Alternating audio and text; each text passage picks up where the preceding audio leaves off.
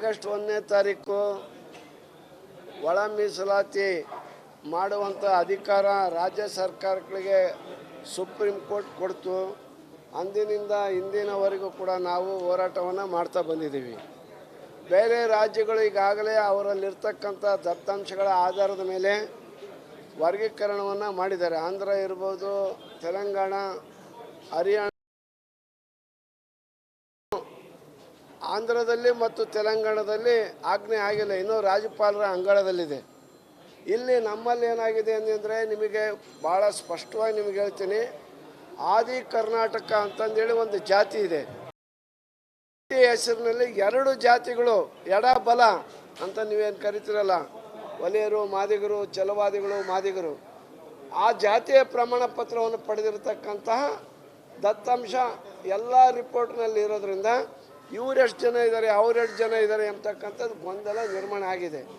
ಅದರಿಂದ ನಾವು ಹೇಳಿದ್ವಿ ಆಯೋಗಕ್ಕೆ, ನೋಡಿ ಇರ್ತಕ್ಕಂಥ ದತ್ತಾಂಶ ಏನಿದೆ ಅದನ್ನು ಕೊಟ್ಬಿಟ್ಟು ನೀವು ದಯಮಾಡಿ ಮೊದಲು ತಾತ್ಕಾಲಿಕವಾಗಿ ಕೊಟ್ಟು ಆಮೇಲೆ ಬೇಕಾದ್ರೆ ನಿಖರವಾದಂಥ ಒಂದು ಅಂಕಿ ಅಂಶಗಳನ್ನು ಜಾತಿಯ ಒಂದು ಜನಗಣತಿನೇ ನಡೆಸಿ ಪರಿಶಿಷ್ಟ ಜಾತಿಗಳ ಜಾತಿ ಗಣತಿ ಆಗಬೇಕು. ಅದು ಯಾವಾಗ ಇದು ಕೊಟ್ಟಾದ್ಮೇಲೆ ಮಾಡಿರಿ ಅಂತ ಹೇಳಿದ್ದೀವಿ. ಆದರೆ ನ್ಯಾಯಮೂರ್ತಿಗಳು ಏನು ವರದಿ ಕೊಟ್ಟಿದ್ದಾರೆ ಗೊತ್ತಿಲ್ಲ. ಆ ವರದಿ ಬಂದಾದಮೇಲೆ ನಾವು ಪ್ರತಿಕ್ರಿಯೆ ನೀಡ್ತೀವಿ. ಅದರಿಂದ ಸರ್ಕಾರನೂ ಕೂಡ ನಮ್ಮ ಪರ ಇದೆ. ನಮ್ಮ ಮುಖ್ಯಮಂತ್ರಿಗಳಾದಂಥ ಸಿದ್ದರಾಮಯ್ಯನವರು ನಾನು ಬೇಗ ಮಾಡಬೇಕು ಅನ್ನೋ ಆಸೆ ನನಗಿದೆ. ಅವ್ರು ರಿಪೋರ್ಟ್ ಕೊಡಲಿ ಅಂತ ಹೇಳಿದರು. ಅವ್ರು ರಿಪೋರ್ಟ್ ಇವತ್ತು ಕೊಟ್ಟಿದ್ದಾರೆ. ಏನು ರಿಪೋರ್ಟ್ ಕೊಟ್ಟಿದ್ದಾರೆ ಗೊತ್ತಿಲ್ಲ. ಇಲ್ಲ, ಕಣ್ಣೊರೆಸೋ ಪ್ರಯತ್ನನೇ ಇಲ್ಲ.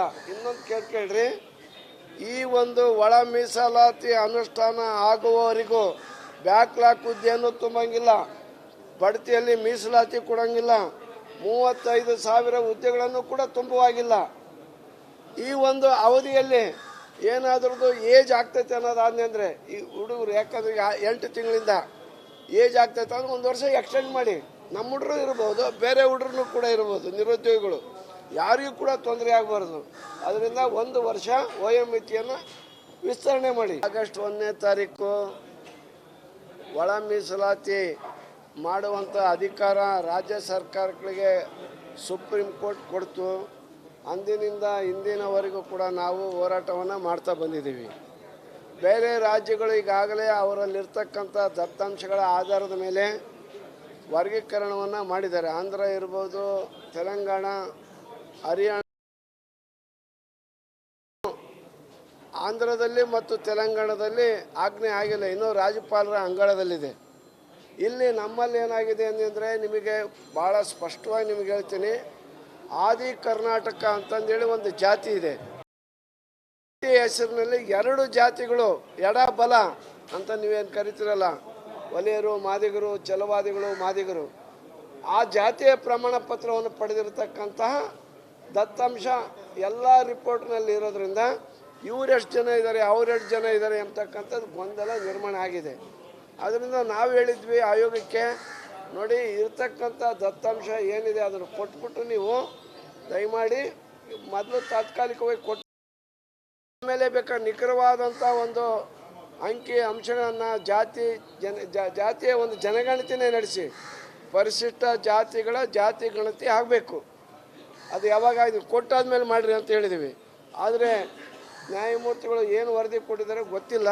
ಆ ವರದಿ ಬಂದಾದಮೇಲೆ ನಾವು ಪ್ರತಿಕ್ರಿಯೆ ನೀಡ್ತೀವಿ. ಅದರಿಂದ ಸರ್ಕಾರನೂ ಕೂಡ ನಮ್ಮ ಪರ ಇದೆ. ನಮ್ಮ ಮುಖ್ಯಮಂತ್ರಿಗಳಾದಂಥ ಸಿದ್ದರಾಮಯ್ಯನವರು ನಾನು ಬೇಗ ಮಾಡಬೇಕು ಅನ್ನೋ ಆಸೆ ನನಗಿದೆ. ಅವ್ರು ರಿಪೋರ್ಟ್ ಕೊಡಲಿ ಅಂತ ಹೇಳಿದರು. ಅವ್ರು ರಿಪೋರ್ಟ್ ಇವತ್ತು ಕೊಟ್ಟಿದ್ದಾರೆ. ಏನು ರಿಪೋರ್ಟ್ ಕೊಟ್ಟಿದ್ದಾರೆ ಗೊತ್ತಿಲ್ಲ. ಇಲ್ಲ, ಕಣ್ಣೊರೆಸೋ ಪ್ರಯತ್ನನೇ ಇಲ್ಲ.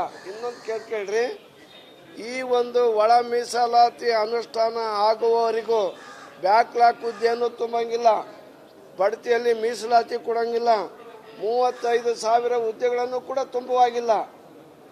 ಈ ಒಂದು ಅವಧಿಯಲ್ಲಿ ಏನಾದ್ರದ್ದು ಏಜ್ ಆಗ್ತೈತೆ ಅನ್ನೋದಾದ್ನೆ ಅಂದರೆ ಈ ಹುಡುಗರು, ಯಾಕಂದ್ರೆ 8 ತಿಂಗಳಿಂದ ಏಜ್ ಆಗ್ತೈತೆ ಅಂದ್ರೆ 1 ವರ್ಷ ಎಕ್ಸ್ಟೆಂಡ್ ಮಾಡಿ. ನಮ್ಮ ಹುಡುಗರು ಇರ್ಬೋದು, ಬೇರೆ ಹುಡುಗರು ಕೂಡ ಇರ್ಬೋದು, ನಿರುದ್ಯೋಗಿಗಳು, ಯಾರಿಗೂ ಕೂಡ ತೊಂದರೆ ಆಗಬಾರ್ದು. ಅದರಿಂದ 1 ವರ್ಷ ವಯೋಮಿತಿಯನ್ನು ವಿಸ್ತರಣೆ ಮಾಡಿ. ಆಗಸ್ಟ್ 1ನೇ ತಾರೀಕು ಒಳ ಮೀಸಲಾತಿ ಮಾಡುವಂಥ ಅಧಿಕಾರ ರಾಜ್ಯ ಸರ್ಕಾರಗಳಿಗೆ ಸುಪ್ರೀಂ ಕೋರ್ಟ್ ಕೊಡ್ತು. ಅಂದಿನಿಂದ ಇಂದಿನವರೆಗೂ ಕೂಡ ನಾವು ಹೋರಾಟವನ್ನು ಮಾಡ್ತಾ ಬಂದಿದ್ದೀವಿ. ಬೇರೆ ರಾಜ್ಯಗಳು ಈಗಾಗಲೇ ಅವರಲ್ಲಿರ್ತಕ್ಕಂಥ ದತ್ತಾಂಶಗಳ ಆಧಾರದ ಮೇಲೆ ವರ್ಗೀಕರಣವನ್ನು ಮಾಡಿದ್ದಾರೆ. ಆಂಧ್ರ ಇರ್ಬೋದು, ತೆಲಂಗಾಣ, ಹರಿಯಾಣ. ಆಂಧ್ರದಲ್ಲಿ ಮತ್ತು ತೆಲಂಗಾಣದಲ್ಲಿ ಆಜ್ಞೆ ಆಗಿಲ್ಲ, ಇನ್ನೂ ರಾಜ್ಯಪಾಲರ ಅಂಗಳದಲ್ಲಿದೆ. ಇಲ್ಲಿ ನಮ್ಮಲ್ಲಿ ಏನಾಗಿದೆ ಅಂದರೆ ನಿಮಗೆ ಭಾಳ ಸ್ಪಷ್ಟವಾಗಿ ನಿಮಗೆ ಹೇಳ್ತೀನಿ, ಆದಿ ಕರ್ನಾಟಕ ಅಂತಂದೇಳಿ ಒಂದು ಜಾತಿ ಇದೆ.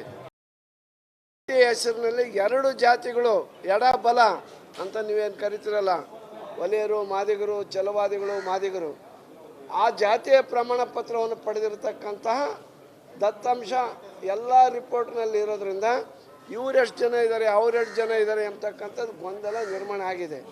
ಅದರಿಂದ ನಾವು ಹೇಳಿದ್ವಿ ಆಯೋಗಕ್ಕೆ, ನೋಡಿ ಇರ್ತಕ್ಕಂಥ ದತ್ತಾಂಶ ಏನಿದೆ ಅದನ್ನು ಕೊಟ್ಬಿಟ್ಟು ನೀವು ದಯಮಾಡಿ ಮೊದಲು ತಾತ್ಕಾಲಿಕವಾಗಿ ಕೊಟ್ಟು ಆಮೇಲೆ ಬೇಕಾದ್ರೆ ನಿಖರವಾದಂಥ ಒಂದು ಅಂಕಿ ಅಂಶಗಳನ್ನು ಜಾತಿಯ ಒಂದು ಜನಗಣತಿನೇ ನಡೆಸಿ ಪರಿಶಿಷ್ಟ ಜಾತಿಗಳ ಜಾತಿ ಗಣತಿ ಆಗಬೇಕು.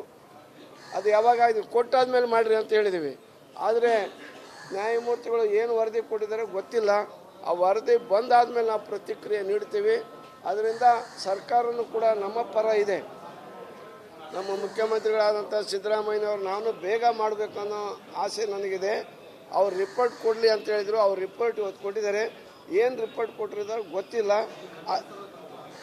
ಇಲ್ಲ, ಕಣ್ಣೊರೆಸೋ ಪ್ರಯತ್ನನೇ ಇಲ್ಲ. ಇನ್ನೊಂದು ಕೇಳ್ರಿ, ಈ ಒಂದು ಒಳ ಮೀಸಲಾತಿ ಅನುಷ್ಠಾನ ಆಗುವವರೆಗೂ ಬ್ಯಾಕ್ಲಾಗ್ ಹುದ್ದೆಯನ್ನು ತುಂಬಂಗಿಲ್ಲ, ಬಡ್ತಿಯಲ್ಲಿ ಮೀಸಲಾತಿ ಕೊಡಂಗಿಲ್ಲ, 35,000 ಹುದ್ದೆಗಳನ್ನು ಕೂಡ ತುಂಬುವಾಗಿಲ್ಲ. ಈ ಒಂದು ಅವಧಿಯಲ್ಲಿ ಏನಾದ್ರದ್ದು ಏಜ್ ಆಗ್ತೈತೆ ಅನ್ನೋದಾದ್ರೆ ಈ ಹುಡುಗರು, ಯಾಕಂದ್ರೆ 8 ತಿಂಗಳಿಂದ ಏಜ್ ಆಗ್ತೈತೆ ಅಂದ್ರೆ 1 ವರ್ಷ ಎಕ್ಸ್ಟೆಂಡ್ ಮಾಡಿ. ನಮ್ಮ ಹುಡುಗರು ಇರ್ಬೋದು, ಬೇರೆ ಹುಡುಗರು ಕೂಡ ಇರ್ಬೋದು, ನಿರುದ್ಯೋಗಿಗಳು, ಯಾರಿಗೂ ಕೂಡ ತೊಂದರೆ ಆಗಬಾರ್ದು. ಅದರಿಂದ 1 ವರ್ಷ ವಯೋಮಿತಿಯನ್ನು ವಿಸ್ತರಣೆ ಮಾಡಿ. ಆಗಸ್ಟ್ 1ನೇ ತಾರೀಕು ಒಳ ಮೀಸಲಾತಿ ಮಾಡುವಂಥ ಅಧಿಕಾರ ರಾಜ್ಯ ಸರ್ಕಾರಗಳಿಗೆ ಸುಪ್ರೀಂ ಕೋರ್ಟ್ ಕೊಡ್ತು. ಅಂದಿನಿಂದ ಇಂದಿನವರೆಗೂ ಕೂಡ ನಾವು ಹೋರಾಟವನ್ನು ಮಾಡ್ತಾ ಬಂದಿದ್ದೀವಿ. ಬೇರೆ ರಾಜ್ಯಗಳು ಈಗಾಗಲೇ ಅವರಲ್ಲಿರ್ತಕ್ಕಂಥ ದತ್ತಾಂಶಗಳ ಆಧಾರದ ಮೇಲೆ ವರ್ಗೀಕರಣವನ್ನು ಮಾಡಿದ್ದಾರೆ. ಆಂಧ್ರ ಇರ್ಬೋದು, ತೆಲಂಗಾಣ, ಹರಿಯಾಣ. ಆಂಧ್ರದಲ್ಲಿ ಮತ್ತು ತೆಲಂಗಾಣದಲ್ಲಿ ಆಜ್ಞೆ ಆಗಿಲ್ಲ, ಇನ್ನೂ ರಾಜ್ಯಪಾಲರ ಅಂಗಳದಲ್ಲಿದೆ. ಇಲ್ಲಿ ನಮ್ಮಲ್ಲಿ ಏನಾಗಿದೆ ಅಂದರೆ ನಿಮಗೆ ಭಾಳ ಸ್ಪಷ್ಟವಾಗಿ ನಿಮಗೆ ಹೇಳ್ತೀನಿ, ಆದಿ ಕರ್ನಾಟಕ ಅಂತಂದೇಳಿ ಒಂದು ಜಾತಿ ಇದೆ.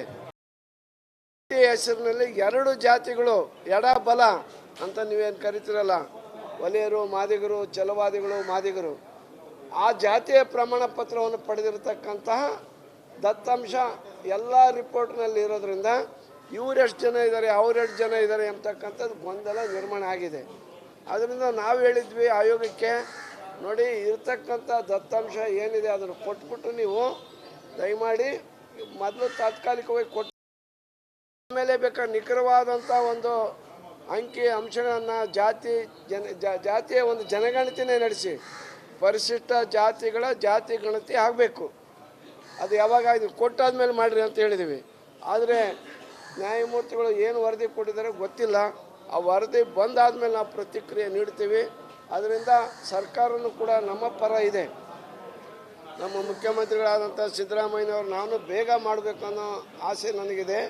ಅವ್ರು ರಿಪೋರ್ಟ್ ಕೊಡಲಿ ಅಂತ ಹೇಳಿದರು. ಅವ್ರು ರಿಪೋರ್ಟ್ ಇವತ್ತು ಕೊಟ್ಟಿದ್ದಾರೆ. ಏನು ರಿಪೋರ್ಟ್ ಕೊಟ್ಟಿದ್ದಾರೆ ಗೊತ್ತಿಲ್ಲ. ಇಲ್ಲ, ಕಣ್ಣೊರೆಸೋ ಪ್ರಯತ್ನನೇ ಇಲ್ಲ. ಇನ್ನೊಂದು ಕೇಳ್ರಿ, ಈ ಒಂದು ಒಳ ಮೀಸಲಾತಿ ಅನುಷ್ಠಾನ ಆಗುವವರೆಗೂ ಬ್ಯಾಕ್ಲಾಗ್ ಹುದ್ದೆಯನ್ನು ತುಂಬಂಗಿಲ್ಲ, ಬಡ್ತಿಯಲ್ಲಿ ಮೀಸಲಾತಿ ಕೊಡಂಗಿಲ್ಲ, 35,000 ಹುದ್ದೆಗಳನ್ನು ಕೂಡ ತುಂಬುವಾಗಿಲ್ಲ. ಈ ಒಂದು ಅವಧಿಯಲ್ಲಿ ಏನಾದ್ರದ್ದು ಏಜ್ ಆಗ್ತೈತೆ ಅನ್ನೋದಾದ್ರೆ ಈ ಹುಡುಗರು, ಯಾಕಂದ್ರೆ 8 ತಿಂಗಳಿಂದ ಏಜ್ ಆಗ್ತೈತೆ ಅಂದ್ರೆ 1 ವರ್ಷ ಎಕ್ಸ್ಟೆಂಡ್ ಮಾಡಿ. ನಮ್ಮ ಹುಡುಗರು ಇರ್ಬೋದು, ಬೇರೆ ಹುಡುಗರು ಕೂಡ ಇರ್ಬೋದು, ನಿರುದ್ಯೋಗಿಗಳು, ಯಾರಿಗೂ ಕೂಡ ತೊಂದರೆ ಆಗಬಾರ್ದು. ಅದರಿಂದ 1 ವರ್ಷ ವಯೋಮಿತಿಯನ್ನು ವಿಸ್ತರಣೆ ಮಾಡಿ.